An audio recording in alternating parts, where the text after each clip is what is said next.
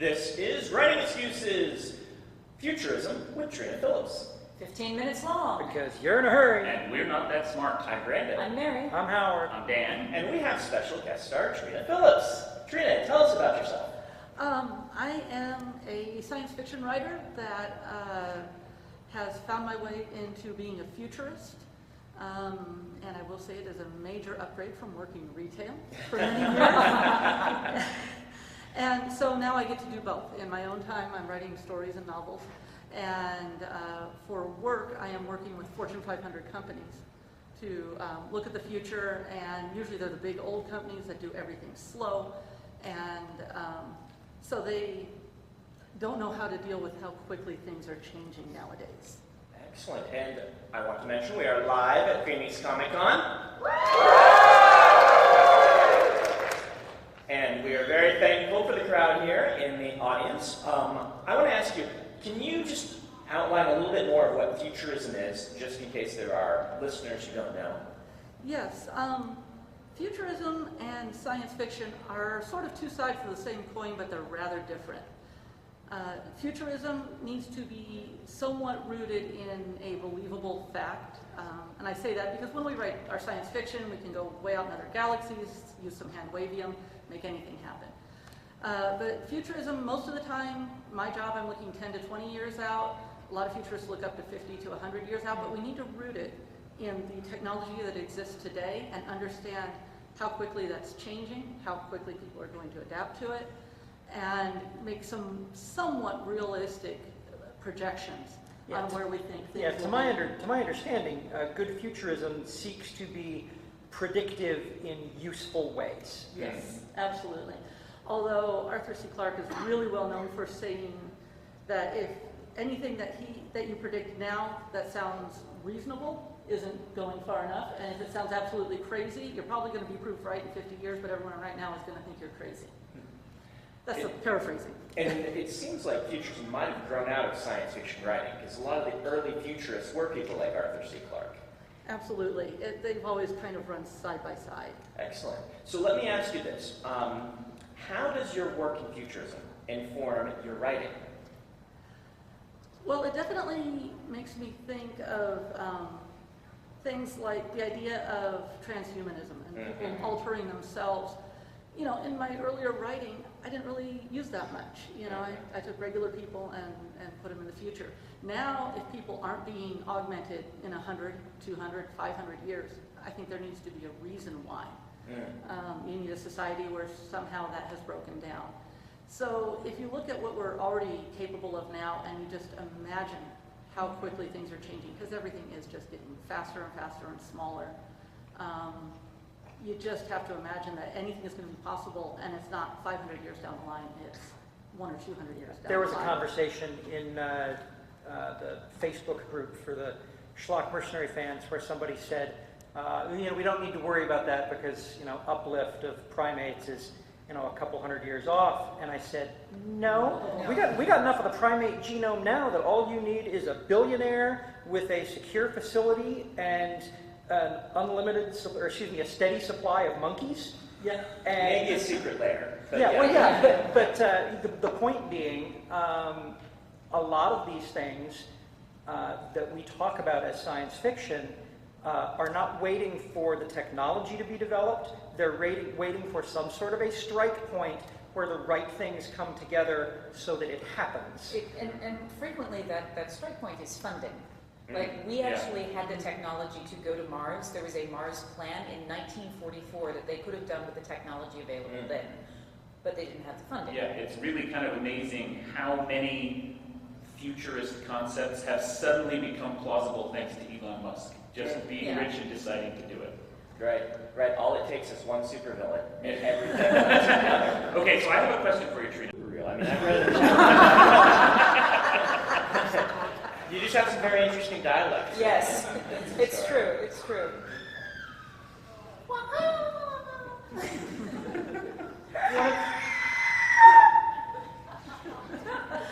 One of the This is going downhill fast. I know. Yeah, one of the sounds in there is actually me burping. None of those sounds sounded like a burp, so now I'm really curious. Trina, could you make some noise so we can tell that you're being picked up? Are you Trina? Yeah, Okay, good. At Brain. that moment. that's okay. I just want to make sure they can hear you because you're in between Right. mics. So, yeah, I can make some noise, I can, Yeah, we're getting Yeah, thumbs so- up from so- the audience. yeah. Seems like we're good. All right, Yeah. awesome. And I'm just gonna double check that, Jeff, you have what you need from Trina? Do you want me to get her to talk more? Okay, You're adequately sound checked. awesome. I'm going to say that we are ready to go. So, Jeff, are we recording? Yes. Okay. Here we go. Is this, Jeff, what's the project number? 001. PRJ001. He's not actually typing anything. We just do this to look like we're organized. That's why I pulled up this pen. So I Pre-roll, Project 1, Phoenix, Session 3, wildcard episode with Trina Phillips. Phillips. This is Writing Excuses Futurism with Trina Phillips. 15 minutes long. Because you're in a hurry. And we're not that smart. I'm Brandon. I'm Mary. I'm Howard. I'm Dan. And we have special guest star Trina Phillips. Trina, tell us about yourself. I am a energy though, is if it just gets to the point where every country is producing their own, Mm-hmm. it's gonna have an interesting effect on the market, Oh, yeah. Oh, yeah.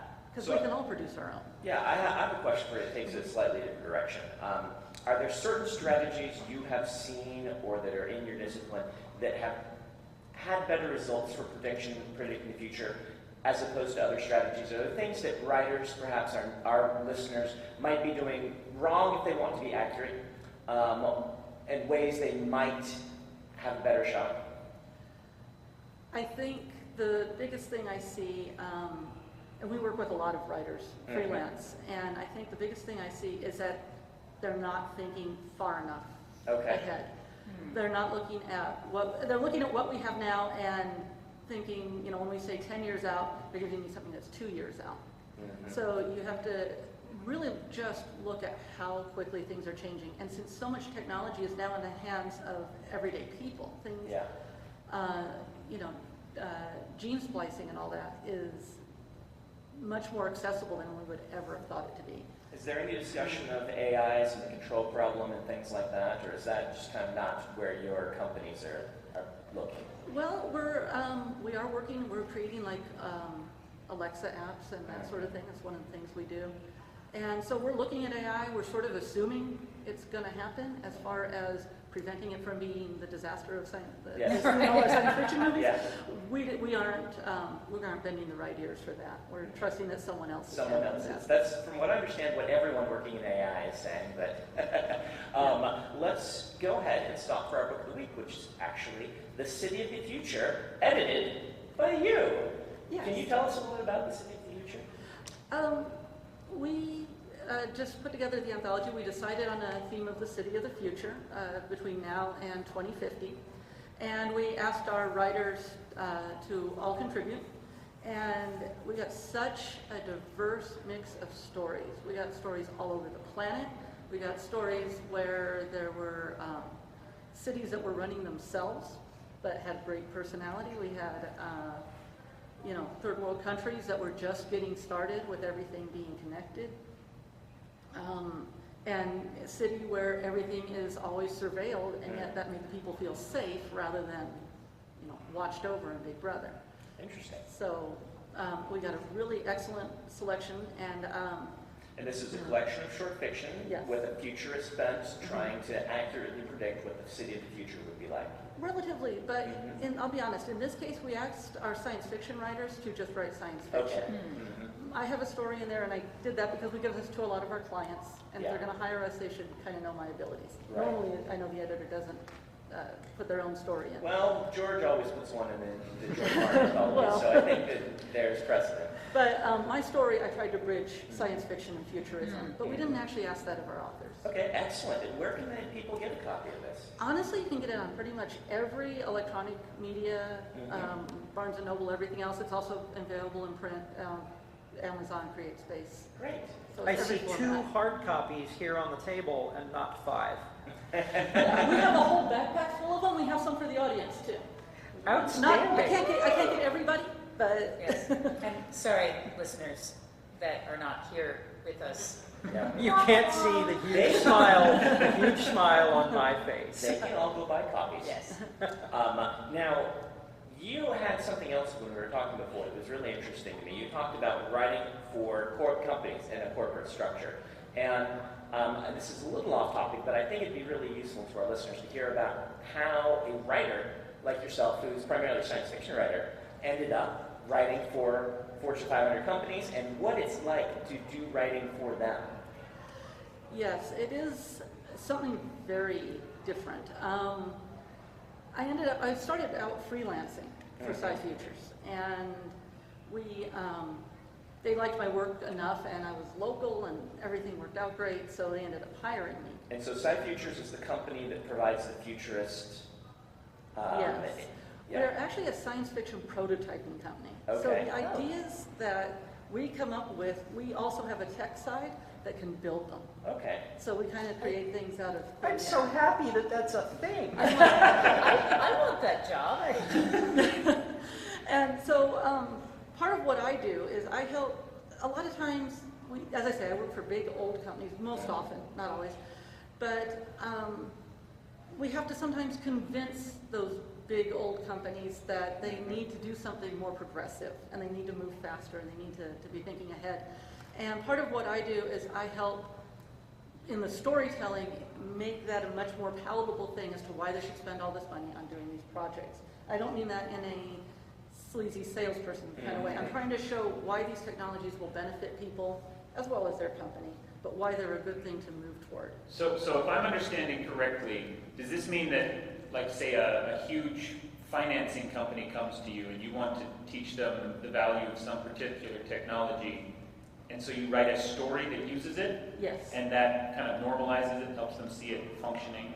yes. That is so cool. That's amazing. I'm actually judging a similar contest for, it's called Futurescapes, and it's designed to come up with cities that are accessible in a way that is understood. You know, we all understand the power of narrative, and it's to go to mayors in different American cities. You know, when I worked at Novell, we did what we called contextual inquiries, which is where we would watch users do the things that they tried to do during a day, and then try to communicate this back to engineering.